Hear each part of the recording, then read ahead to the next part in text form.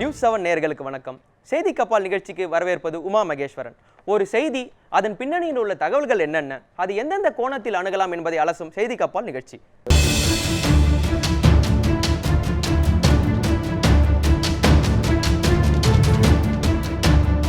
செய்தி கப்பால் நிகழ்ச்சியில் இந்த வாரம் நம்முடன் கலந்து கொள்ள இருப்பது அரசியல் விமர்சகரும் பதிப்பாளருமான திரு பத்ரி சேஷாத்ரி அவர்கள். வணக்கம் சார். வணக்கம். ஒவ்வொரு வாரமும் ஒரு டாப் 3 நியூஸ் அப்படின்ற செக்மெண்ட் நாம பார்த்துட்டு இருக்கோம். அதாவது இந்த 3 முக்கிய செய்திகள் என்னென்ன, 3, 2, 1 என்னென்ன செய்திகள் 3 முக்கியமான இடங்களை பிடித்திருக்கிறதுன்றது குறித்து நம்ம அலசி கொண்டிருக்கிறோம்.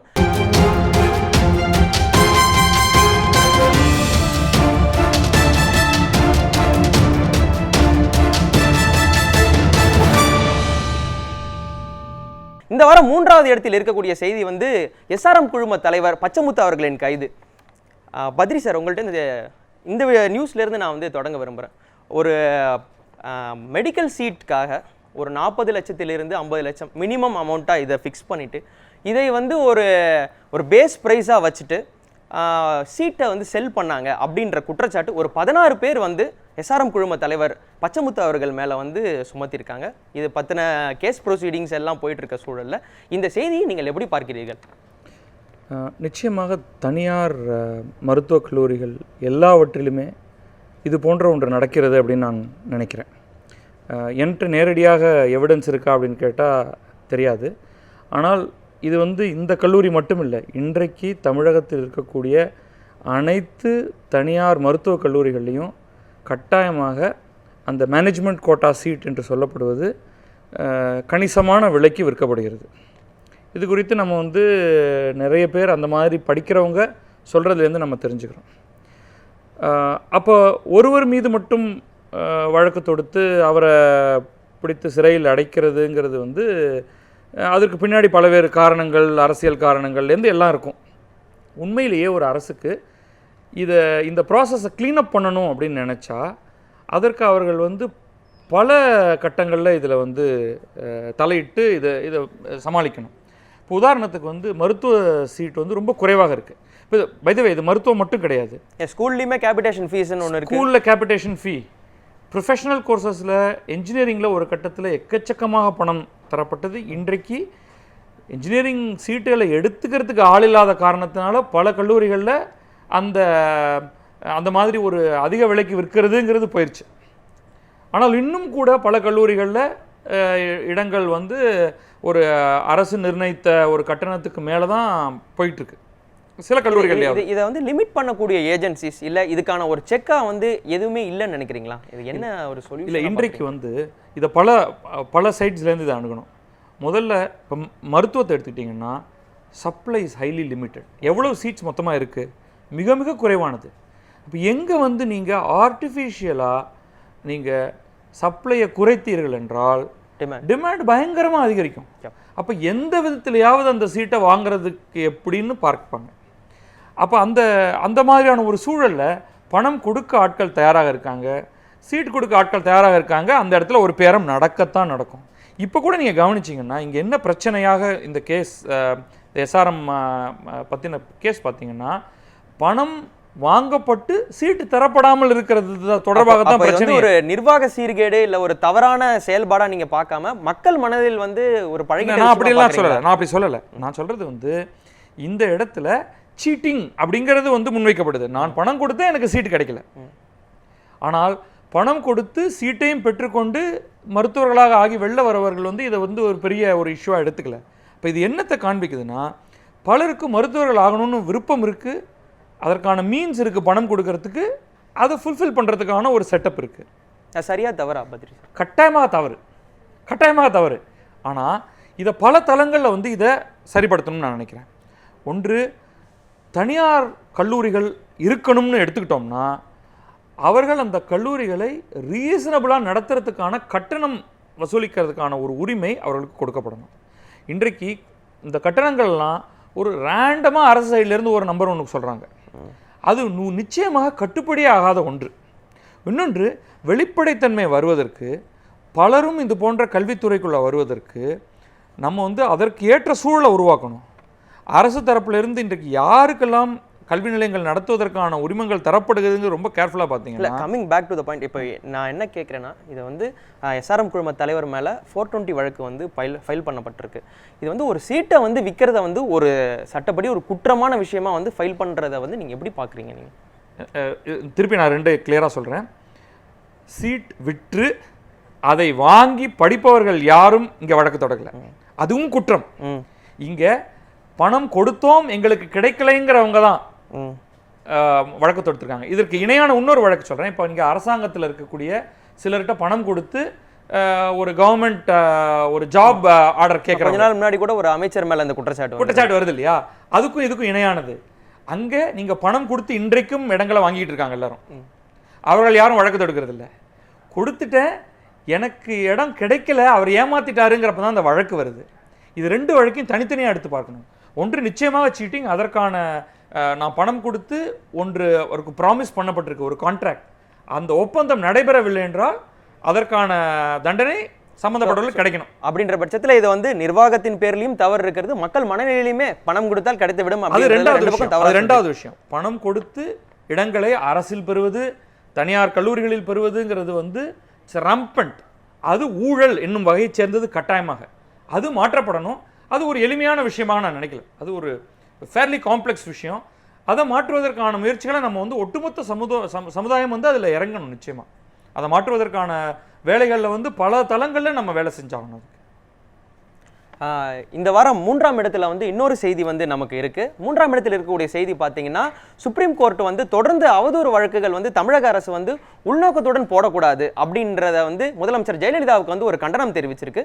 அந்த செய்தி குறித்து பத்ரி சேஷாத்ரி அவரிடம் கேட்போம். இப்போ சுப்ரீம் கோர்ட் என்ன பண்ணியிருக்காங்கன்னா, பொது வாழ்க்கையில் இருக்கிறவங்க வந்து கிரிட்டிசிசம் அதிகமாக ஃபேஸ் பண்ணி தான் ஆவாங்க. இது வந்து ஒரு சாதாரண நிகழ்வு. ஒரு கோயர்சிவ் மென்டாலிட்டியோட இல்லை ஒரு உள்நோக்கத்துடன் வந்து மற்றவங்க மேலே எதிர்கட்சிகள், மீடியா இவங்க மேலே வந்து வழக்கு தொடுக்கிறதுக்கு வந்து ஒரு குட்டு வச்சிருக்கு.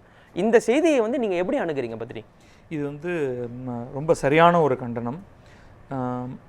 பொதுவாக பல மாநிலங்கள்லேயும் அங்கே இருக்கக்கூடிய முதல்வர்களுக்கும் அல்லது அமைச்சர்களுக்கும் எதிராக எதிர்க்கட்சியினர் நியாயமாகவும் அநியாயமாகவும் குற்றச்சாட்டுகளை வைத்திருக்காங்க. பத்திரிகைகள் நியாயமாகவும் ஒரு தேவையில்லாமல் தரவுகளே இல்லாத சமயத்திலையும் அவர்கள் வந்து கண்டதை எழுதியிருக்காங்க. ஏன்னா அவரவர்களுடைய இடத்திலிருந்து அவர்கள் அதை பண்றாங்க. காலங்காலமா தமிழ்நாட்டிலும் இதே நிலைமை இருக்கு இல்லைங்களா? விகடன் குழுமம் மேலேயும் இதே மாதிரி வந்து முற்காலங்களில் ஒரு வழக்கு போயிருக்கு. இப்போ மட்டும் என்ன பெரிய இது வந்து தனிப்பட்ட முறையில் ஜெயலலிதா என்னும் நபருக்கு தன் மேலே வைக்கக்கூடிய விமர்சனங்களை எதிர்கொள்ளக்கூடிய முறையே இந்த மாதிரி தான். வழக்கை போட்டு அந்த வழக்கை ரிசால்வ் பண்ணுறதெல்லாம் பிரச்சனை இல்லை அவங்களுக்கு, அதுவே நோக்கம் இல்லை. ஒரு அதிகாரம் கையில் இருக்கும் பொழுது வழக்கை போடுவது, அதன் பிறகு ஒன்று வந்து அங்கேயும் இங்கேயும் மாறி மாறி இழுத்துக்கிட்டே இருப்பது, அதையும் அரசு செலவில், அதாவது மக்கள் செலவில் செய்கிறது. ஏன் சொந்த செலவில் இவர்கள் வந்து ஒரு டிஃபமேஷன் கேஸ் போட்டுட்டுமே. இதை நீங்கள் எப்படி பார்க்குறீங்க? அப்படின்னா அரசு செலவில் தான் வந்து இந்த டிஃபமேஷன் கேஸ் போதுன்னும் பொழுது என்னை தற்காத்து கொள்ளவோ இல்லை எனக்கான நியாயத்தை வந்து நான் அரசுடைய காசில் தான் கேட்பேன் அப்படின்ற போக்கை பத்ரி எப்படி பார்க்கிறார்? அப்யூஸ், பேசிக்கலி என்னுடைய பவரை வந்து அவங்க அப்யூஸ் பண்ணுறாங்க. இதுதான் வந்து. ஆனால் சட்டத்தில் இதற்கு இடம் இருக்கிறதுங்கிறதா இங்கே பிரச்சனை. இப்போ சட்டத்தில் வந்து அப்யூஸ் பண்ணுறதுக்கான இடம் இருக்குது. இன்றைக்கு இந்த கிரிமினல் டிஃபமேஷன் வழக்குகள் எல்லாவற்றையும் ஒட்டுமொத்தமாக எடுக்க வேண்டும்ங்கிறதான இந்த வழக்கே. நீங்கள் வந்து இதை வந்து சுப்பிரமணியம் சுவாமி கொண்டு போயிருக்காரு, விஜயகாந்த் இதை பற்றி பேசியிருக்காரு. ஸோ இது வந்து இதற்கான ஒரு ரெசல்யூஷன் நமக்கு தேவை. தமிழகத்தில் குறிப்பாக ஆட்சியில் இருப்பவர்கள் யார் மேலேயாவது வழக்கு போடணும்னா தனிநபராக, அது என் மேலே நாளைக்கு வழக்கு போடலாம். இன்றைக்கு நான் இந்த நிகழ்ச்சியில் பேசுகிறத எடுத்துக்கிட்டு போடு ஒரு கிரிமினல் டிஃபமேஷன் அப்படின்னு, அதுக்கப்புறம் நான் தான் வந்து தெருத்தரவாக ஓடிட்டு இருக்கணும். அவர்களுக்கு வந்து ஒன்றும் கவலை கிடையாது. அட்டர்னி ஜெனரல் அப்படி வரிசையாக அவங்க வந்து என்னுடைய டாக்ஸ் பணத்திலிருந்தே போகிற ஒரு பர்சன்டேஜில் அவங்க வந்து அங்கே அதை பண்ணிட்டு. இப்போ எந்த ஒரு வகையில் வந்து அரசு இந்த மாதிரியான ஒரு டிஃபமேஷன் கேஸ் போடுறதுல ஏதோ ஒரு நியாயம் இருக்குன்னு நினைக்கிறீங்களா, இல்லை சுத்தமாக இல்லைன்னு சொல்ல வரீங்களா? அப்படி நியாயம் இருந்தால் அதை தனிநபராக அவர்கள் போடட்டும், இண்டிவிஜுவல் பர்சன்ஸ். ஆமாம், இந்த டிஃபமேஷன் கூட கிரிமினல் டிஃபமேஷன் என்பது நாட்டிலேயே இருக்கக்கூடாதுன்னு நான் சொல்கிறேன். கிரிமினல் டிஃபமேஷன் இப்போ ரைட் டு ஸ்பீச் இது கர்வ் பண்ணுதுன்னு இல்லை, அதை தாண்டி இப்போ ரைட் டு ஸ்பீச்சுங்கிறத தாண்டி கிரிமினல் இது நடந்துருச்சு, நான் பேசி முடிச்சிட்டேன். கிரிமினல் டிஃபமேஷன்ங்கிறது வந்து எனக்கு ஜெயில் தண்டனை கொடுக்கக்கூடியது. உண்மையிலேயே நான் டிஃபேம் பண்ணுறேன் ஒருத்தரன்னு வச்சுக்கோங்க, அதன் காரணமாக அவருடைய நற்பெயருக்கு களங்கம் வருது அப்படின்னு வைத்துக் கொள்வோம். அதன் காரணமாக அவருக்கு ஏதோ ஒரு லாஸ் இருக்கா, அது ஒரு ஃபினான்ஷியல் லாஸாக எடுத்துக்கொண்டு அவர் இன்னொருவர் மீது சிவில் டிஃபமேஷன் போடணும். கிரிமினலை தாண்டி சிவில் போடணும். கிரிமினல் இருக்கக்கூடாதுங்கிறேன். நீங்கள் சிவில் டிஃபமேஷன் போடுங்க. நம்ம வந்து அப்போ வழக்கை விரைவாக முடிப்பதற்கு 2 பேருக்குமே வந்து ஒரு விருப்பம் இருக்கும். கிரிமினல் டிஃபமேஷன் போட்டுட்டு பிரச்சனையை அரசிடம் தள்ளிட்டு, அதுவும் ஆட்சியாளர்கள் மட்டும்தான் இதை செய்கிறாங்க. நான் வெளியிலிருந்து நீங்கள் வந்து ஒரு அமைச்சர் மேலே நான் கிரிமினல் டிஃபமேஷன் போட முடியுமா? எந்த போலீஸ் ஸ்டேஷனும் அதை வந்து கணக்கில் கூட எடுத்துக்காது. ஆக நம்முடைய சிஸ்டம் வந்து வெரி ஒரு அன்ஈவனாக இருக்குது. ஆட்சியில் இருப்பவர்கள் கிளியராக அப்யூஸ் பண்ணக்கூடிய மாதிரியான ஒரு பாசிபிலிட்டி இன்னைக்கு இருக்குது. இதற்கு ஒரே வழி உச்சநீதிமன்றம் இதை ஒட்டுமொத்தமாக தூக்குறது தான். அதுக்கான வேலைகள் இப்போ நடந்துகிட்டு இருக்கிறது வந்து எனக்கு ரொம்ப மகிழ்ச்சி தரக்கூடியதாக இருக்குது. இந்த வாரம் வந்து 2ஆம் இடத்தில் இருக்கக்கூடிய செய்தி வந்து பார்த்தீங்கன்னா, ஒலிம்பிக்கில் வந்து ஓடிய ஜெய்ஷா என்ற பெண்ணுக்கு வந்து தண்ணீர் தரப்படவில்லை. அதாவது இந்தியன் ஒலிம்பிக் சம்மேளனம் வச்சிருந்த ஸ்டால்ஸ் அங்கெல்லாம் வந்து ஓடுறவங்களுக்கு வந்து தண்ணீர் கொடுக்க வேண்டிய சூழல் இருக்குன்ற பொழுது, அங்கே ஓடும்பொழுது மேரத்தான் ரன்னர் ஒருத்தவங்க ஓடும்பொழுது அவங்களுக்கு வந்து தண்ணீர் தரப்படவே இல்லை அப்படின்ற ஒரு குற்றச்சாட்டு பரவலாக விவாதிக்கப்பட்டது. இது வெறும் செய்தியாக மட்டும் இல்லாமல் சோஷியல் மீடியா எல்லா இடத்துலையுமே வந்து ஒரு கம்ப்ளீட் அவுட்ரேஜ், இதை வந்து ஒரு கிளர்ன விஷயமா இருந்தது. பத்ரி சார், இதை நீங்கள் எப்படி பார்க்குறீங்க? 2 விஷயம். ஒன்று வந்து அவங்க வச்ச குற்றச்சாட்டு, ஜெய்ஷா வந்து எனக்கு தண்ணீர் தரப்படவில்லை அப்படின்ற ஒரு குற்றச்சாட்டு. கொஞ்ச நாள் கழிச்சு, ஒரு 3-4 நாள் கழிச்சு அடுத்து ஒரு நியூஸ் வருது. என்னன்னா, அவருக்கு பின்னாடி ஓடிய ஒரு பெண் எனக்கு அந்த மாதிரியான எந்த பிரச்சனைகளும் வரவே இல்லை, எனக்கு வந்து எல்லாமே வழங்கினாங்கன்னு சொல்கிறது. இல்லை, நான் கேட்க விரும்புகிறது வந்து ஜெய்ஷா சொன்ன குற்றச்சாட்டினுடைய உண்மைத்தன்மையை பற்றி உங்களுடைய அபிப்பிராயம். இல்லை என்றால் தனக்கு ஒரு பாதிப்பு இருக்குது, தனக்கு வந்து ஏதோ ஒரு வைரஸ் தாக்குதலோ இல்லை வேறு ஏதோ ஒரு பாதிப்பு இருக்குன்றதுலேருந்து ஒரு எஸ்கேபிசமாக வந்து இதை யூஸ் பண்ணிக்கிட்டாங்களா பேட்ரியாட்டிசம்? எனக்கு வந்து இதோடைய முழு தகவல் தெரியாதனால நான் இது எந்த ஸ்டாண்ட் எடுக்க முடியாது. ஆனால் அவருடைய கோச் சொல்லியிருக்கிறது வந்து, நான் கேட்டேன் ஜெய்ஷாட்ட, உங்களுக்கு ஒரு பிரத்யேகமான பானம் சில இடங்களில் கொடுக்கப்படணுமான்னு. இல்லை, வேண்டாம், ஒட்டுமொத்த அந்த நிகழ்ச்சி நடத்துபவர்கள் வந்து பல இடங்களிலும் தண்ணீர் வைத்திருக்காங்க, எனக்கு அந்த தண்ணீரே போதும். இது என்ன நடக்குதுன்னா, இந்த மேரத்தான் ரன்னர்ஸுக்கு அவர்கள் வேண்டுமென்றால் அவர்கள் தங்களுக்கான ஒரு ஸ்பெஷல் எனர்ஜி ட்ரிங்க் அவங்க வந்து பயன்படுத்துகிறாங்க. சிலர் வெறும் தண்ணீர் மட்டும் குடிக்கிறார்கள். இது வழக்கத்தில் இருக்குது. அது வந்து ஒவ்வொரு நாட்டிலையும் ஒவ்வொரு ரன்னரும் அவரவருக்கு வேண்டியதை வந்து அவர்கள் கேட்டு அவங்க பெற்றுக்கிட்டு இருக்காங்க. இந்த இடத்துல ஸ்பெசிஃபிக்காக அந்த கோச் கொடுத்துருக்கிற இன்டர்வியூவில் அவர் சொல்கிறாரு, நான் கேட்டேன், அதற்கு இவர் வந்து எனக்கு அது எதுவும் வேண்டாம், அங்கே இருக்கிற தண்ணியை நான் எடுத்து குடிச்சிக்கிறேன் அப்படின்னு தான் அவங்க சொன்னாங்க. ஓடி முடிச்சு மயங்கி விழுந்த பின்னாடியுமே இந்திய மருத்துவ சம்மந்தப்பட்ட ஆட்கள் யாருமே போய் வந்து அவங்கள அட்டன் பண்ணல.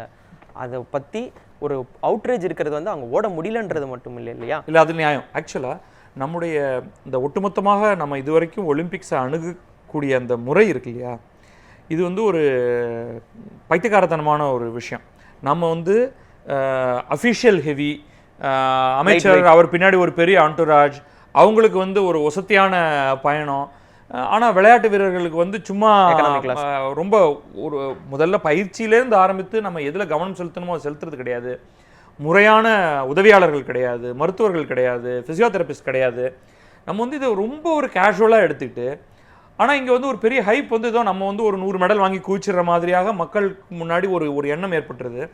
அங்கே போய் ஒரு பிரான்ஸுக்கும் ஒரு சில்வருக்கும் வந்து நுர தள்ளி கஷ்டப்பட்டு ஒருத்தர் பண்ண வேண்டியது. இப்போ வீரர்கள் எல்லாம் வந்து ஒரு ப்ரீ ஸ்க்ரீனிங் ப்ராசஸ் போயிட்டு அதுக்கப்புறம் தான் வந்து whether they are qualified physically for Olympics அப்படின்ற ஒரு செக் வச்சுட்டு தானே எல்லாம் அதெல்லாம் இருக்குது.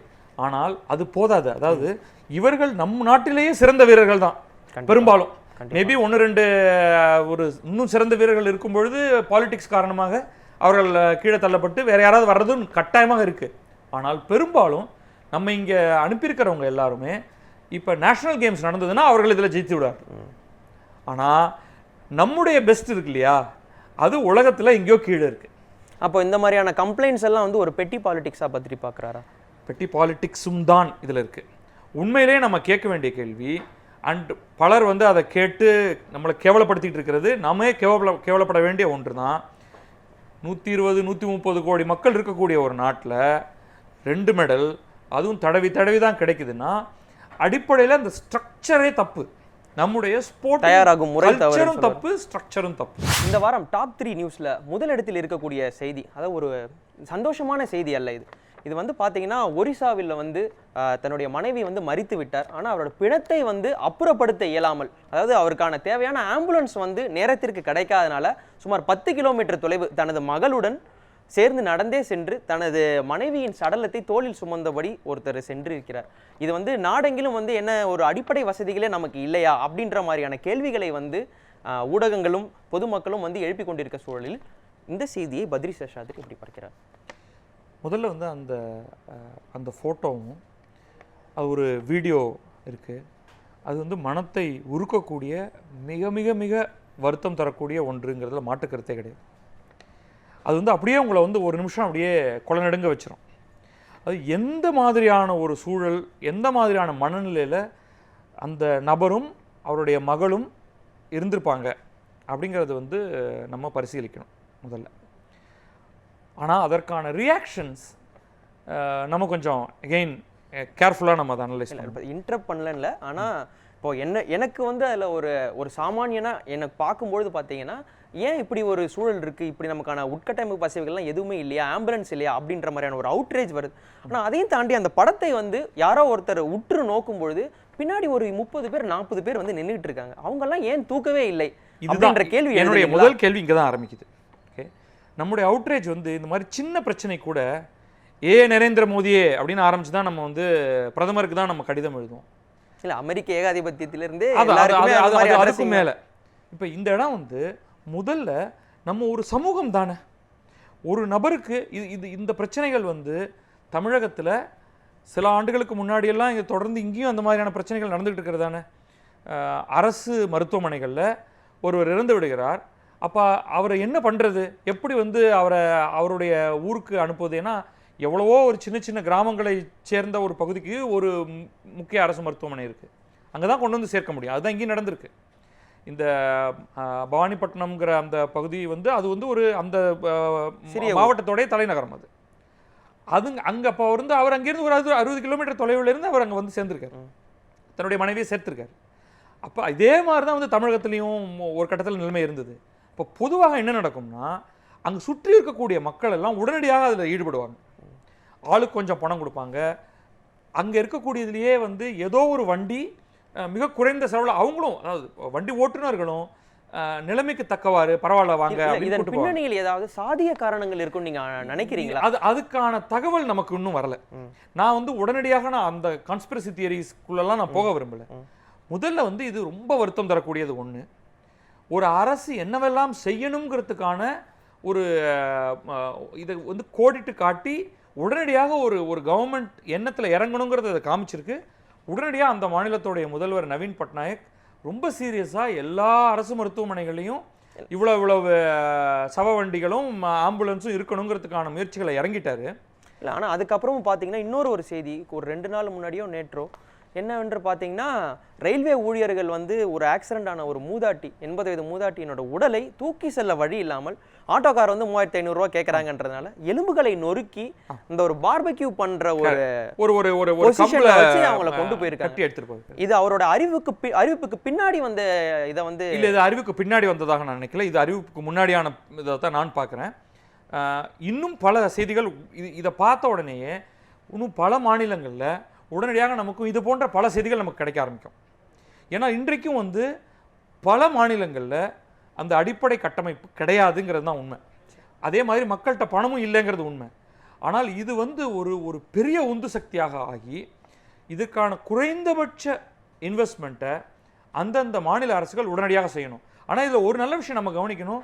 தமிழகத்தை எடுத்துக்கிட்டிங்கன்னா அனைத்து அரசு மருத்துவமனைகள்லையும் அரசுடைய அமைப்பு இருக்குது. இதற்காக பணம் செலவில்லாமல் உங்கள் இடத்துக்கு ஒரு இறந்த உடலை எடுத்துக்கொண்டு போவதற்கான செட்டப் இன்றைக்கு இருக்கு. ஒரிசா விட தமிழ்நாடு நிலைமை தேவலாம் சொல்ல. தமிழ்நாடு தான் இப்போ வந்து மாடலே. இது வந்து ஒரு 5 ஆண்டுகளுக்கு முன்னாடியே வந்துருச்சுங்க. இப்போ இவ்வளவு நாள் ஆட்சி செய்திருக்கக்கூடிய திராவிட கட்சிகள் வந்து இந்த விதத்தில் வந்து தமிழ்நாடுகளுக்கு நல்ல டைம். அதாவது இந்தியாவில் வெல்ஃபேர் மெஷர்ஸ் எடுத்துக்கிட்டிங்கன்னா தமிழ்நாடு ரொம்ப முன்னேற்றத்தில் தான் இருக்கு.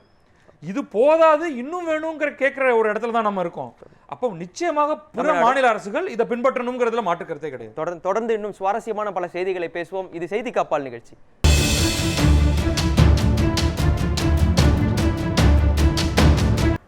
செய்தி கப்பால் நிகழ்ச்சிக்கு மீண்டும் வரவேற்கிறோம். நமது ஷோவோட அடுத்த செக்மெண்ட்டாக வந்து காணாமல் போன செய்தி. ஊடகங்களில் வந்து பெரிதாக வெளிச்சம் கிடைக்காமல் அல்லது மக்களால் பெரிதாக விவாதிக்கப்படாமல் ஒரு செய்தி கண்டுகொள்ளப்படாமலே போயிருக்கும். அந்த செய்தியினுடைய பின்னணி என்னென்ன என்பதை அலசும் காணாமல் போன செய்தி.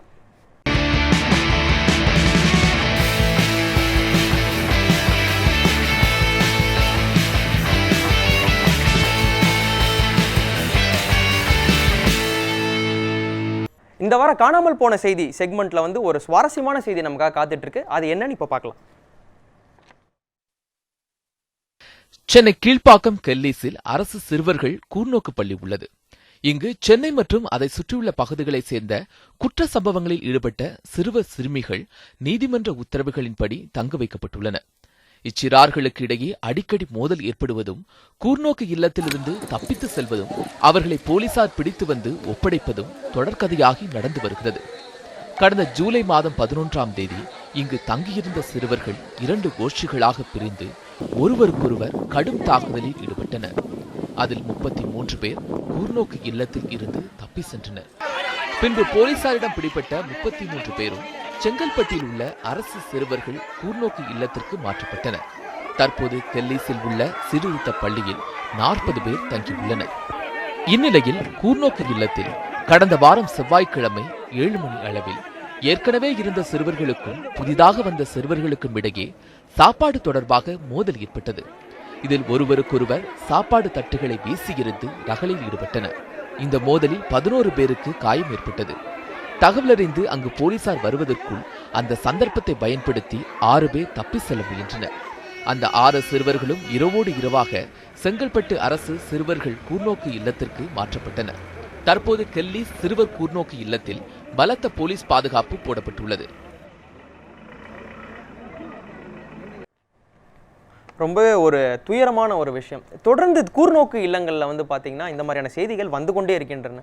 2 பிரிவாக பிரிந்து அடிச்சுக்கிட்டாங்க. அதற்கப்புறம் தப்பி செல்லக்கூடிய முயற்சிகளை வந்து அவங்க தொடர்ந்து எடுத்துக்கிட்டே இருக்காங்க. இந்த மாதிரியான செய்திகள் வந்து தொடர்ந்து வந்த வண்ணம் இருக்கின்றன.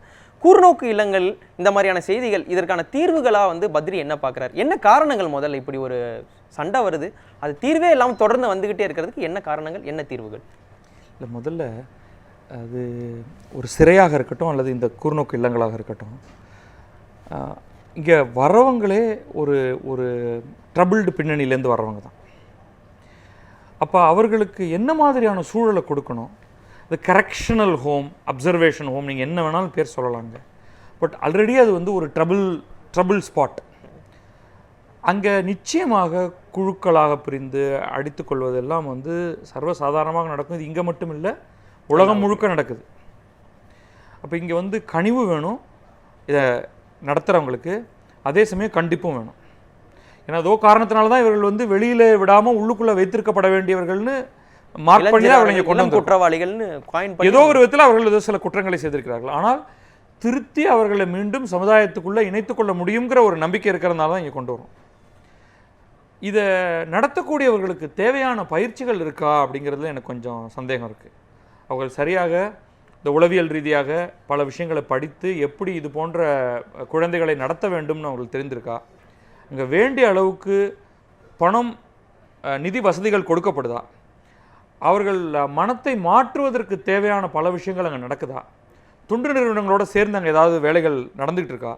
இது பற்றிய தகவல்கள் என்கிட்ட முழுமையாக கிடையாது. ஆனால் இதெல்லாம் ஒழுங்காக நடந்ததுன்னா அங்கே இருக்கக்கூடிய மாணவர்கள், அங்கே இருக்கக்கூடிய குழந்தைகள் அங்கிருந்து தப்பிச்சு போகணும் அப்படின்னு பார்க்க மாட்டாங்க. அவர்களுக்கு ஒழுங்காக படிப்பும் விளையாட்டும் பல்வேறு மனமகிழ் நிகழ்ச்சிகளும் நடந்துகிட்டு இருந்தது. அவங்க பெரும்பாலும் அங்கே இருக்கவங்க வந்து பார்த்தீங்கன்னா அந்த டீனேஜர்ஸ், இந்த 13 வயது குழந்தைகள் அங்கே இருக்காங்கன்னும் பொழுது அந்த வயது காலகட்டங்களுக்கே உரிய ஹார்மோனல் இம்பேலன்ஸ் வந்து கண்டிப்பாக இருக்கும்.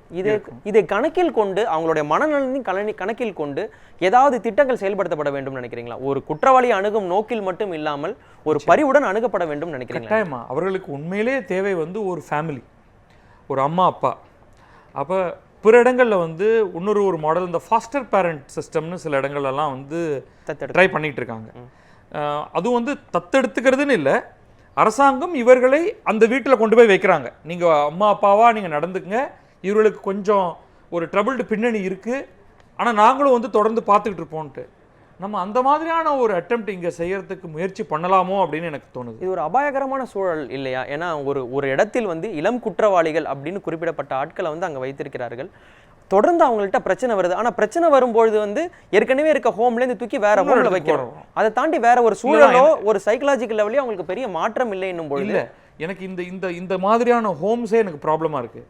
ஏன்னா அப்போ ஒருவர் வேறு மாதிரி நடந்துக்கணும்னு நினைத்தால் கூட சுற்றி பக்கத்தில் இருக்கக்கூடிய மற்றவர்கள் பியர் குரூப் என்ன பண்ணிடுவாங்களோ அப்படிங்கிறது இருக்குது. ஒருவேளை இந்த மாதிரியான ஒரு குழு அங்கே ஏற்படும் பொழுது அவரெல்லாம் ஹார்டன்டு கிரிமினல்ஸாக வெளில வரதுக்கான பாசிபிலிட்டி இருக்கும்னு இன்னும் பயமாக இருக்குது. அதனால் இவர்களுக்கு உண்மையில் சீர்திருத்தம் என்று ஒன்று தேவைன்னா அது ஒரு பாதுகாப்பான இன்னொரு குடும்பத்தில் அரசாங்கம் அதற்கு தேவையான பண வசதிகளை கொடுத்து நீங்கள் அம்மா அப்பாவாக நடந்துங்க இந்த குழந்தைக்கு, அவனை தட்டி கொடுத்து எந்த விதத்தில் அந்த ஆணையோ பெண்ணையோ எப்படி வந்து ஒரு சரியான வழி காண்பீங்கள்ங்கிற மாதிரியான ஒரு அட்டெம்ப்ட் பண்ணாங்கன்னா நல்லா இருக்கும் அப்படின்னு நினைக்கிறேன்னா இந்த மெத்தடும் பிற நாடுகளில் இருக்குது. அதை நம்ம ட்ரை பண்ணலாம் இங்கே. அதுதான் வந்து சரியான வழியாக இருக்கும். இதை தொடர்ந்து இந்த ஷோவுடைய அடுத்த செக்மெண்ட்டாக நம்ம பார்க்க போகிறது வந்து அவங்க சொன்னது. யாராவது ஒரு குறிப்பிடத்தகுந்த பிரபலம் வந்து ஏதாவது ஒரு செய்தியை பற்றி ஒரு விஷயம் சொல்லியிருப்பாங்க. இந்த வாரம் அவங்க சொன்ன செக்மெண்ட்டில் என்ன இருக்குன்றதை பார்ப்போம்.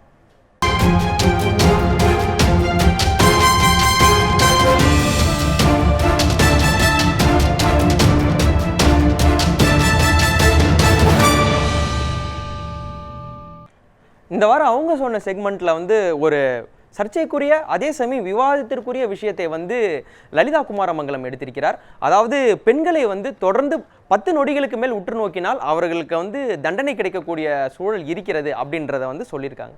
இந்த செய்தியை பத்ரி சேஷாத்ரி எப்படி பார்க்கிறார்? இதற்கு முன்னாடி வந்து கேரளா அந்த கலால் துறை ஆணையர் வந்து இதே மாதிரியான ஒரு ஸ்டேட்மெண்ட் அவர் 14 செகண்ட் சொல்லியிருந்தார். லலிதா குமாரமங்கலம் வந்து 10 செகண்ட் பார்த்தாலே பிரச்சனைன்னு சொல்றாங்க. இதை எப்படி அணுகுகிறீர்கள்? அடுத்த நாளைக்கு யாராவது ஒருத்தர் 1 செகண்ட்னு சொல்லுவாங்க. அப்போ எல்லாருமே நம்ம குற்றவாளி ஆகிடும்.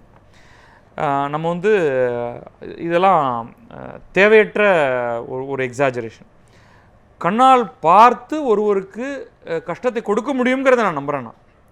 தொடர்ந்து வந்து பொது இடங்களில் ஒரு பெண்ணை ஒருவர் வந்து பார்த்துக்கிட்டே இருக்கும் பொழுது அது ஹராஸ்மெண்ட்டுங்கிற வகையை சேர்ந்ததாகத்தான் இருக்கும்.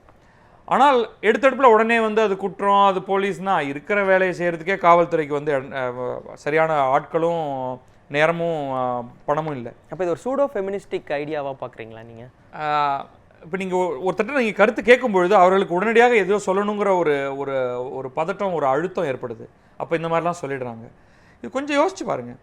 சரி, அப்படியே ஒருவர் வந்து இந்த 10 செகண்டு 15 செகண்டெலாம் விடுவோம், 10 நிமிஷம்னு வச்சுப்போம். அல்லது தொடர்ந்து பின்னாடியே வருது, பைக்கை எடுத்துக்கிட்டு சுற்றி வர்றது, இந்த மாதிரியாக இந்த ஹராஸ்மெண்ட் நடக்குது இல்லையா? அப்போ அதை எப்படி எதிர்கொள்வது அப்படிங்கிறதுக்கு ஏதோ ஒரு இடத்துல அந்த பிரச்சனை கொஞ்சம் அதிகமாகுதுன்னு தெரிந்தால் நிச்சயமாக காவல்துறை அதில் தலையிடணும். ஆனால் இந்த மாதிரி ஃப்ரிவலஸாக 10 செகண்டு 14 செகண்டுலாம் வர ஆரம்பிக்கும் பொழுது இந்த பொறி வருதுங்கிற கதை மாதிரி நாளைக்கு வந்து நீங்கள் எதுக்கெடுத்தாலும் புகார் சொல்லும் பொழுது போலீஸ் அதுக்கு வரவே வராது. பெரிய பிரச்சனை ஆகும் பொழுது அவர்கள் வந்து மௌனமாக போயிடக்கூட சொல்லிட்டு அந்த இடத்துல இருக்க மாட்டாங்க. இது ஆண்கள் மத்தியில் எந்த மாதிரியான ஒரு தாக்கம் ஏற்படுத்துன்னு நினைக்கிறீங்க? ஏன்னா ஏற்கனவே சோஷியல் மீடியாஸில் வந்து நான் 13 செகண்ட் பார்த்தா தப்பு இல்லையா, நான் ஒருவேளை வந்து நான் சன் கிளாஸஸ் போட்டுட்டு நான் ஒரு 14 செகண்ட் நான் பார்க்குறேன் அப்படின்ற மாதிரியான ஒரு நக்கல் ஸ்டேட்மெண்ட்ஸ் எல்லாம் வந்துட்டு இருக்கும்பொழுது இந்த மாதிரியான ஸ்டேட்மெண்ட்ஸ் வந்து இந்த லாங் டேர்ம் ப்ராசஸ் எந்த மாதிரியான தாக்கத்தை ஆண்கள் மனதில் ஏற்படுத்தும்? அவங்க முதல்ல வந்து ஆண்களை நம்ம 2-3 வகைகளாக பிரிச்சுப்போம். இந்த மாதிரி போய் பெண்களை உற்று நோக்கி தெருவில் பிரச்சனையை ஏற்படுத்தக்கூடியவர்கள் அவங்க இதை பற்றிலாம் கவலைப்பட போகிறதில்ல. அவர்கள் வந்து இதை தொடர்ந்து செய்துக்கிட்டு தான் இருக்க போகிறாங்க. பட் மற்றவங்களாம் இருக்காங்க இல்லையா, அவங்களுக்கு தான் இந்த அவுட்ரேஜ் வந்து அங்கே தான், அதுதான் 13.5 அப்படின்லாம் கணக்கெல்லாம் சொல்லிகிட்டு இருப்பாங்க. அவங்க நாளைக்கு மறந்து போயிடுவாங்க. பட் பெண்களுக்கு இந்த ஒரு பிரச்சனை இருக்குங்கிறத வந்து ஆண்கள் உணரணும். எது அக்செப்டபிள் பிஹேவியர், எது ஏற்றுக்கொள்ள முடியாதது அப்படிங்கிறத ஆண்கள் உணர்வது நல்லது. அதுக்கு இந்த மாதிரியான விவாதங்கள் அதை நோக்கி நம்மளை தள்ளணும். இல்லை, ஆனால் ஒரு ஃப்ளர்ட்டிங்ன்றது வந்து எல்லா உயிரினங்களும் இருக்கக்கூடியது இல்லையா? Man being a biological animal இல்லையா? கண்டிப்பாக வந்து ஒரு ஆண் பெண்ணை பார்க்காம வேற யாரையும் பார்க்க முடியும்? அதெல்லாம் உண்மைதான். ஃப்ளர்ட்டிங்கிறது எந்த இடத்துல ஹராஸ்மெண்ட்டாக மாறுது, எங்கே எதிர்பக்கத்திலிருந்து ஒரு இது வேண்டாம், இது எனக்கு பிடிக்கலன்னு சொல்லும் பொழுது அதற்கு பிறகும் தொடர்ந்து இந்த செயல் நடந்ததுன்னா அது ஹராஸ்மெண்ட்டாக மாறுது. எடுத்த எடுப்புலேயே அது ஹராஸ்மெண்ட்டாக மாறல. இப்போ நான் உத்து பார்த்துட்டு இருக்கும்போது நீ என்னை உத்து பார்த்துட்டு இருக்க, இது தப்புன்னு ஒருத்தவங்க எழுந்து போய் சொல்லிட்டு வர முடியாது இல்லையா? ஒரு அரை மைலுக்கு அப்பால இருக்கவங்கள்ட்ட போய் சொல்ல முடியாது. சொல்லலாம். அதாவது நீங்கள் இந்த பணிச்சூழலில் உங்களுடைய சக ஊழியர் இதை செய்யும் பொழுது அவர்கிட்ட நல்லா சொல்லலாம். அல்ல அருகில் இருக்கிற இன்னொருத்தட்ட சொல்லி எனக்கு இது கொஞ்சம் கஷ்டமாக இருக்குது அவர்கிட்ட சொல்லுங்க அப்படின்னு சொல்லலாம். பொது இடத்துல நம்ம முன்ன பின்ன தெரியாதவராக இருந்தால் நீங்கள் நகர்ந்து போயிட போகிறீங்க. பட் தினம் என்னுடைய பஸ் ஸ்டாப்பில் நான் நிற்கும் பொழுது, ஒரு பெண் இருக்கும் பொழுது ஒரு நபர் அங்கேயே தொடர்ந்து வந்துகிட்டு இருக்காருன்னா அப்போ ப்ராப்ளம் அப்படிங்கிறத நீங்கள் உணரணும். ஏன்னா இந்த நபர் நாளைக்கு உங்கள் மேலே ஆசிட் அடிக்கிற வரைக்குமோ அல்லது கத்தியால் வெட்டுற அளவுக்கும் கூட போகலாம். அப்போ நீங்கள் இது பிரச்சனை அப்படின்னா உடனடியாக குடும்பத்தில் இருக்கிறவங்கள்ட்ட சொல்கிறது, இல்லை அதை நேரடியாக எதிர்கொள்கிறது. உனக்கு என்னதான் ப்ராப்ளமா, ஏன் பின்னாடியே வந்துட்டு இருக்கேன்னு கேட்குறது ஒரு பெண்ணுடைய உரிமை. ஏன்னா நீங்கள் தொடர்ந்து பின்னாடியே வரும்பொழுது அப்போ அது பல நேரங்களில் அவங்க அதை நேரடியாக ஆண்களுக்குனே ஒரு மாரல் ஸ்டாண்ட்ஸ், ஒரு மாரல் ரெஸ்பான்சிபிலிட்டி எடுத்து இதை அணுகணும்னு நீங்கள் நினைக்கிறீங்க? அவங்க இதை அந்த மெல்லிய கோடு எது பிரிக்குது ஹராஸ்மெண்ட்? இப்போ அதான் நான் சொன்னேனே, ஃப்ளர்ட்டிங் அல்லது விருப்பத்தின் காரணமாக ஒரு இளைஞர் ஒரு பெண் பின்னாடி போய் பார்த்துட்டு இருக்காரு அப்படின்னா இவரும் போய் கேட்கணும், இந்த மாதிரி எனக்கு ஒன்று பிடிச்சிருக்கு அப்படின்னு சொல்லலாம். சும்மா வெட்டியா நின்றுட்டு இருக்கிறதுங்கிறது பெரிய முட்டாள்தனம் என்ன கேட்டா. அண்ணலும் நோக்கினால் மாதிரி இல்லாம இருக்கணும்னு அங்க நோக்கினா அவளும் நோக்கினால்னு அடுத்த ஸ்டெப்புக்கு போயிட்டாங்க. இங்க அப்படி கிடையாது. சும்மா போய் ஒரு ரிச்சுவல் மாதிரி அவளும் நோக்கினால் 14 செகண்ட் பிரச்சனை இல்லை. ரெண்டு பேரும் நோக்கும் பொழுது நம்ம சமுதாயம் அவர்களை வாழ்த்தி அட்சதை போட வேண்டியதான் ஒரே வேலை. தொடர்ந்து இது குறித்து பேசுவோம். இப்போ அடுத்த செக்மெண்ட்டா நம்ம விருந்தினர் சாய்ஸ். ஒரு வாரமும் நமக்கு வரக்கூடிய விருந்தினர்கள் அவங்களுடைய விருப்பமான செய்திகளை நம்மளோட பகிர்ந்து கொள்ளும் விருந்தினர் சாய்ஸ் செக்மெண்ட்.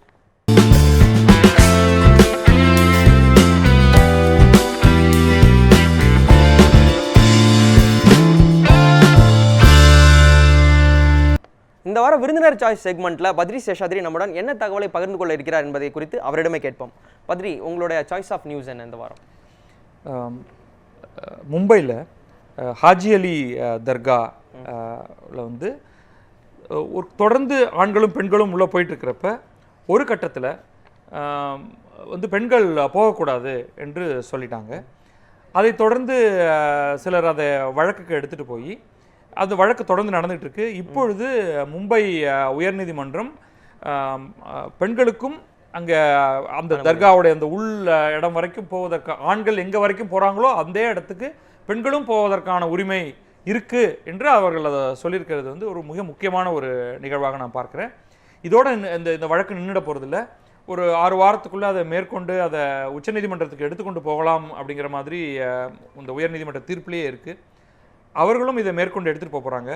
இது நீங்கள் ஒட்டுமொத்தமாக இதை சபரிமலையிலிருந்து இந்த ஒரு விஷயத்தை எடுத்துக்கிட்டு அப்புறம் உலகளாவிய அளவில் பல இடங்களில் நடக்கக்கூடிய விஷயங்கள், இந்த ஃபாத்வா விதிக்கிறது தொடர்பாக இங்கே இந்தியாவில் கோர்ட்டில் வந்திருக்கக்கூடிய சமீபத்திய ஒரு தீர்ப்பு, யார் யாரெல்லாம் அதை செய்யலாம் செய்யக்கூடாது அப்படிங்கிறது, இது எல்லாத்தையும் ஒட்டுமொத்தமாக எடுத்து பார்க்கும்பொழுது எந்த அளவுக்கு மத நம்பிக்கைகள் ஒரு செக்குலர் ஸ்டேட் தரக்கூடிய உரிமைகளை மறுக்கலாம் அப்படிங்கிற ஒரு மிகப்பெரிய ஒரு கேள்வி எழுப்புது.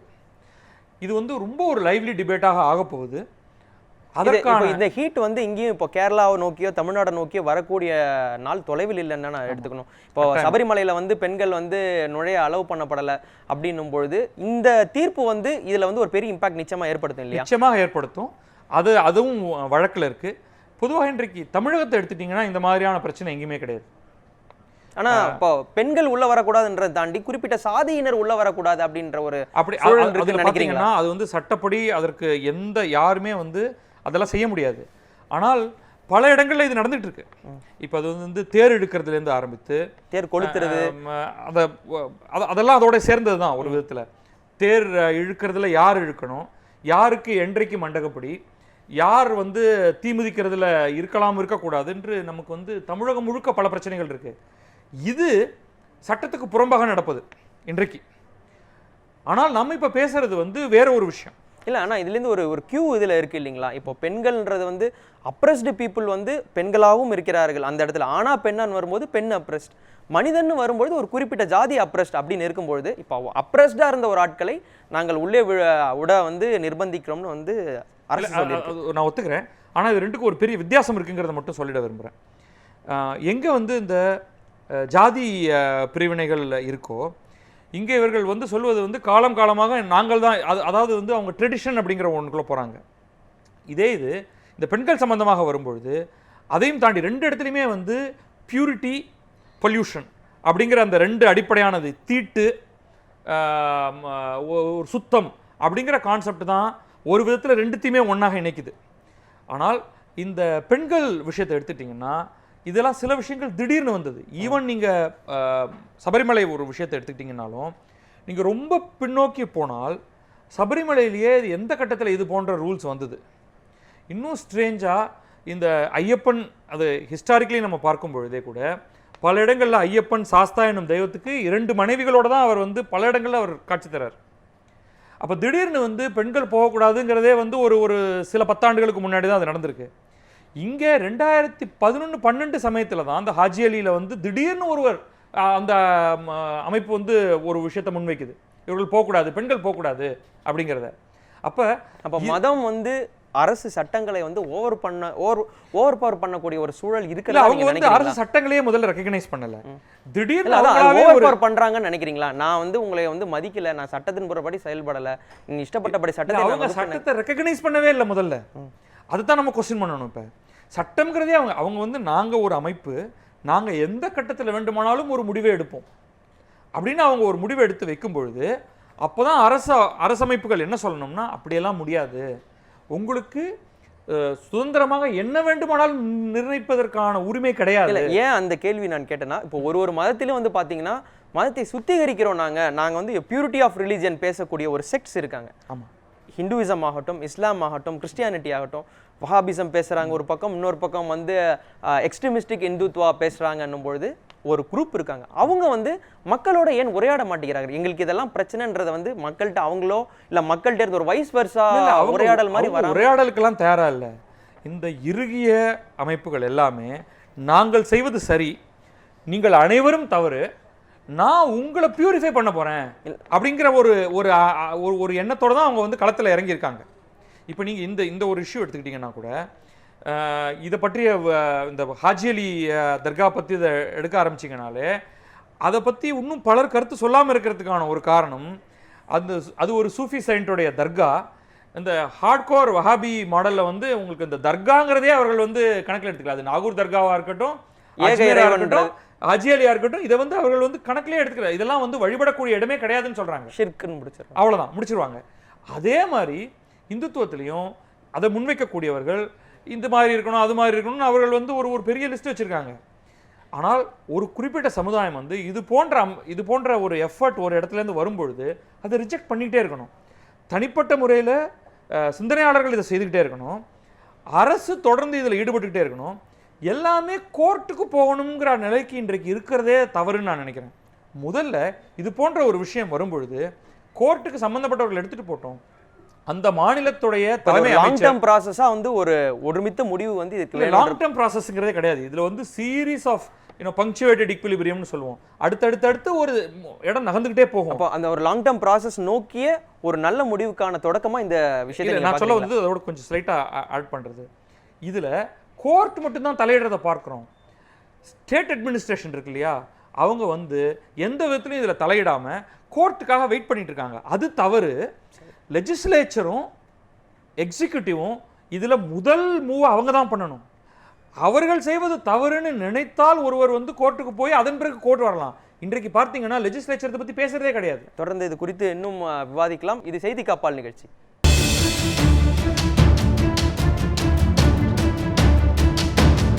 ஒரு செய்தியை புள்ளி விவரங்கள் வாயிலாக அணுகுவது என்பது நம்மளுடைய டிஜி நியூஸ் செக்மெண்ட். இந்த வாரம் டிஜி நியூஸ் என்ன என்பதை குறித்து பார்ப்போம்.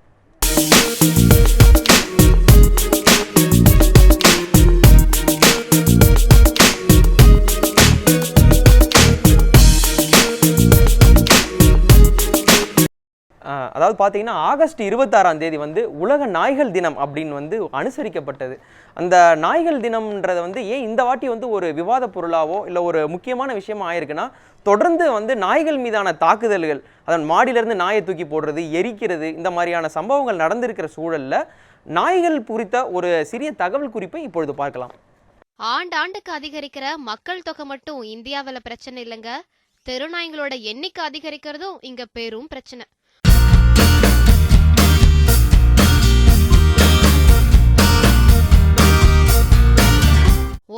முழுக்க இருக்கிற நாய்கள்ல 80% தெரு நாய்ங்க. மாடியில இருந்து தூக்கி போட்டது, கட்டையால அடிச்சு கொன்னது, மொத்தமா தீ வச்சு கொளுத்துனதுன்னு போக இந்தியாவுல இருக்கிற மொத்த தெருநாயோட எண்ணிக்கை 1,71,38,349.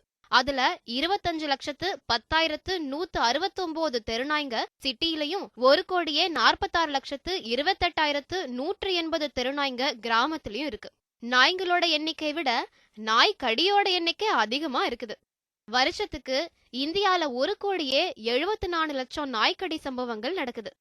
இந்தியாவுல ராபிஸ்னால இறக்குறவங்களோட எண்ணிக்கை ஆண்டுக்கு சராசரி 18,000 20,000 வரைக்கும் இருக்குது. 2015ஆம் ஆண்டு உலகம் முழுக்க ராபிஸ்னால இறந்தவங்களோட எண்ணிக்கை 59,000. இந்தியாவுல 20,847 பேரு, அதாவது கிட்டத்தட்ட 36% பேரு இந்தியாவுல மட்டும் இறக்குறாங்க. அதிக நாய்க்கடி வாங்குற நகரத்து மக்கள் நம்ம இந்திய தலைநகரத்து மக்கள் தான். தில்லியில ஆண்டுக்கு 77,294 வழக்குகள் பதிவாகியிருக்கு. வர்த்தக தலைநகரான மும்பையில 58,317 வழக்குகள். 3வது இடத்துல இருக்கிறது லேட்டஸ்டா ஹாப்பி பர்த்டே கொண்டாடின நம்ம சென்னை. மொத்தம் 34,000 நாய்க்கடி சம்பவங்கள் நடந்திருக்கு. நாய்களோட இனப்பெருக்கம் ரொம்ப வேகமா இருக்கு. ரோட்ல 2 நாய் ஒன்னா இருக்கிறத பார்த்தாலே கல்லெடுத்து அடிக்கிற ஜனங்க வாழ்ற நம்ம ஊர்லயே 20 நாய்ங்க 2 வருஷத்துல 300 நாய்களா ஆயிடுதுங்க. இதுல இந்து பெண்கள் கட்டாயம் 4 குழந்தைகள் பெற்றுக்கொள்ள வேண்டும்னு பாஜக எம்பி சாக்ஷி மகாராஜ் சொல்ற மாதிரி யாராவது நாய்களை ஊக்கப்படுத்தினா என்ன ஆகும்னு யோசிச்சு பாருங்க. அதனாலதான் கவர்மெண்ட் நாய்களுக்கு குடும்ப கட்டுப்பாடு பண்ணுது.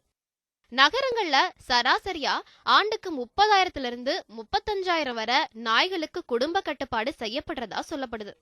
ஒரு நாய்க்கு குடும்ப கட்டுப்பாடு பண்ண அரசாங்கம் 445 ரூபாய் ஒதுக்கி இருக்கு. ஆனா உண்மையில ஒரு நாய்க்கு 770 1,200 ரூபாய் வரைக்கும் ஆகும்னு விலங்கு நல ஆர்வலர்கள் சொல்றாங்க.